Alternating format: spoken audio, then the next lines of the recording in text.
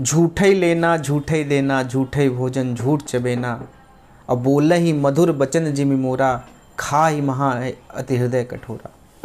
बाबा तुलसी, मुझे लगता है कि इस पूरे जो हमारा इतिहास रहा है, जितने भी महाकाव्यों के लेखक रहे हैं, उनमें मुझे बाबा तुलसी ऐसे लगते हैं कि उन्होंने भविष्य का, उनके बहुत ज्ञान था। उनको ये ज्ञान था कि कैसे कैसे लोग भविष्य में हिंदुस्तान में पैदा होंगे। और उन्हीं में से शायद एक हमारे जो श्री केजरीवाल जी हैं, युग पुरुष, उनके बारे में मुझे लगता है ये पंक्तियाँ एकदम सटीक बैठती हैं। झूठे लेना झूठे देना, झूठे भोजन झूठ चबेना, मतलब इनका झूठ से ही लेना है, झूठ का ही देना है, झूठा इनका भोजन है, झूठ मतलब झूठ से ओतप्रोत है इनकी सारी बातें। मैं क्यों कह रहा हूँ ये बातें, क्योंकि जब इनके मंत्रियों की गिरफ्तारी होती है, तोमर की गिरफ्तारी होती है, अरे जी इन्होंने तो कुछ नहीं किया जी, परेशान किया जा रहा है जी, सब मिले हुए हैं जी। फिर सत्येंद्र जैन की गिरफ्तारी होती है, 1 रुपया नहीं मिला है जी, अभी मेरी बात हुई है ईडी में जी, 1 रुपया नहीं मिला है जी, 1 रुपया ये नहीं बता पाए हैं। जबकि जब ईडी ने चार्जशीट फाइल किया तो लाला शेर सिंह ट्रस्ट में करोड़ों रुपए का लेन देन हुआ, जिसके वो ट्रस्टी थे सत्येंद्र जैन, उनकी पत्नी, उनके परिवार के लोग कोर्ट में जाके कहते हैं मुझे पता ही नहीं लाला शेर सिंह ट्रस्ट क्या है।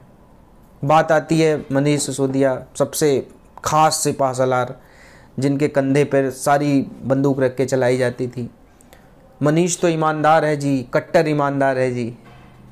आज जब सुप्रीम कोर्ट ने बेल खारिज करी, बेल तो खारिज की ही, उसके साथ साथ मुझे लगता है कि सुप्रीम कोर्ट ने उनके इस बात का जवाब भी दिया, जब वो कहते हैं कि कहाँ कौन सा कितना अमाउंट आया, कितना गया, कितना डिस्ट्रीब्यूटर्स को हमने दिया, कितना कमीशन हमने खाया, कोई नहीं बता पाया है जी। तो एक पैरा में ऑनरेबल सुप्रीम कोर्ट ने, मुझे लगता है कि उसका जवाब दिया। मैं वो पैरा पढ़ना चाहूँगा। The excess amount of 7% commission, 7% commission का जिक्र ऑनरेबल सुप्रीम कोर्ट ने किया है, earned by the wholesale distributors of rupees 338 crore, 338 crore, 338 crore, आम आदमी के 338 crore, constitute an offence as defined under section of Prevention of Corruption Act relating to a public servant being bribed.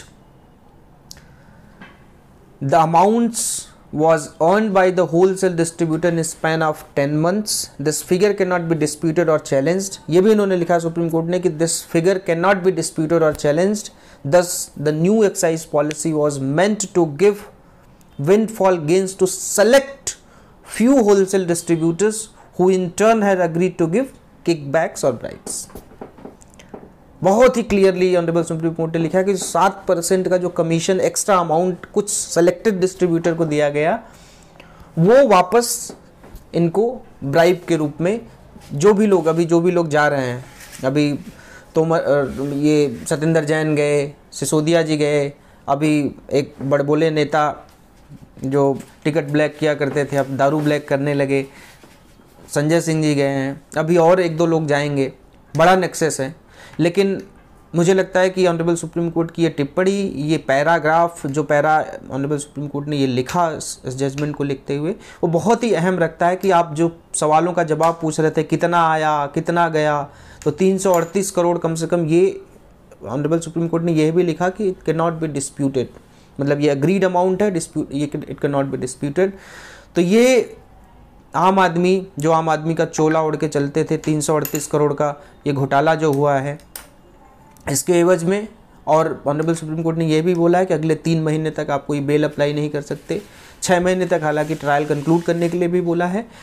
और अगर कोई सर्कमस्टांसेस चेंज होते हैं 3 महीने के अंदर या फिर 3 महीने के बाद, 3 महीने के बाद ही सर्कमस्टांसेस चेंज होने पे, 3 महीने तक तो आप बेल अप्लाई कर ही नहीं सकते, 3 महीने के बाद कोई सर्कमस्टांसेस चेंज होते हैं तो आप बेल अप्लाई कर सकते हैं। मतलब 3 महीने तो आप और अंदर रहेंगे कट्टर ईमानदार लोग, और उसके बाद हो सकता है ट्रायल कंक्लूड हो जाए, उसके बाद सज़ा हो जाए, तो जो मैक्सिमम पनिशमेंट इसमें होती है 7 साल की, वो उसके लिए इनको अंदर रहना पड़ेगा।